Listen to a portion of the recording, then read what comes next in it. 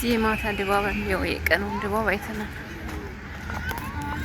ሰው ለጥቁር ለብሶ አይታይም አይታይም ጥቁር ለብሶ ነገሮች ሁሉም ቡና ይዞ ምናምን እዚህ ቁጭ ብለዋል ማለት ነው። እስቲ የማታውን ድባብ ላሳያችሁ ብዬ ነው። ቤተሰቦቼ እንዴት ናችሁ? ደህና ናቸው ወይ? እና ዛሬ በጣም ተናድጃለሁ። ምንድነው ቲጂ ያናደድሽ ብትሉኝ ማለት ነው ወደ ኢትዮጵያ ሊሄድ እና ሴትዮዋ ደርሶ መልስ አታዘጋጅም፣ ግን እኔ እዛ ሄጄ ልትልክ ማለት ነው። ምናልባት ካልመጣውስ ብላ አሳጋች። የተረገመች ናትና ራሷን መጥፎ እንደሆነ ታውቃለች። ምን ቢሆን ጥሩ ነው? 30 ኪሎ ብቻ ይዤ ልሄድ ፈልጋል። እኔ እንደፈለግኩ ነው የምቆርጥልሽ፣ አንቺ አገባሽ ትለኝ። እኔ ያገባኛል። እንዴት ነው ማገባኝ?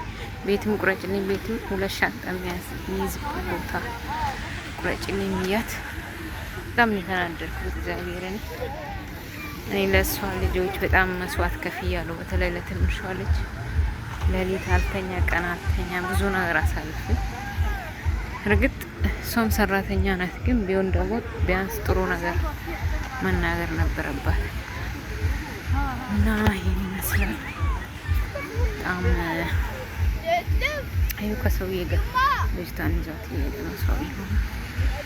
በጣም ያናደደችኝ ማለት ነው። እና አብረን እንጓዝ።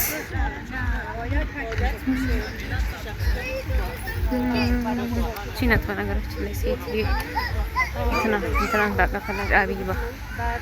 አቢባ ራሱ ከሷ ትረዝማለች። የሚገርማቸው ሰውዬው በምን እንዳስነካቸው አላውቅም። ያለችው ነው የሚያደርገው። ጌታ ኢየሱስ የዳቦዋን አጥባን ያጠጣችው ይላሉ።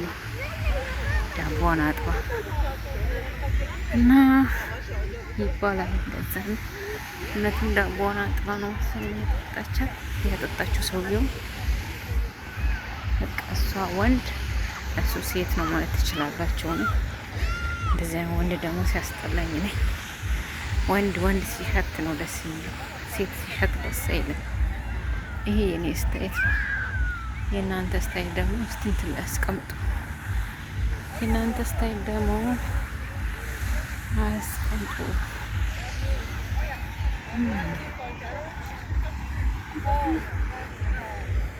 እነዚህ ደግሞ ከኋላ ያወራሉ።